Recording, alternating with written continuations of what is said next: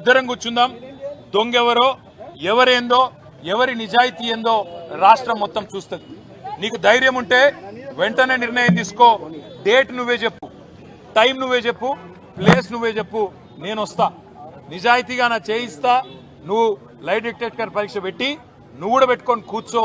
ఎవరు ఏందో రాష్ట్ర ప్రజలకు తేలుతుంది.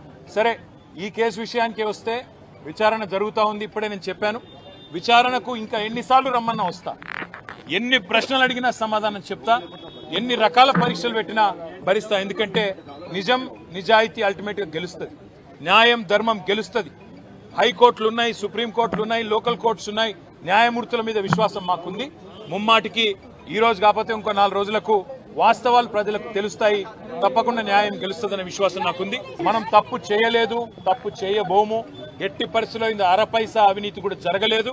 అదే మాట 8 గంటలు వాళ్ళు అడిగినా, అదే మాట చెప్పినా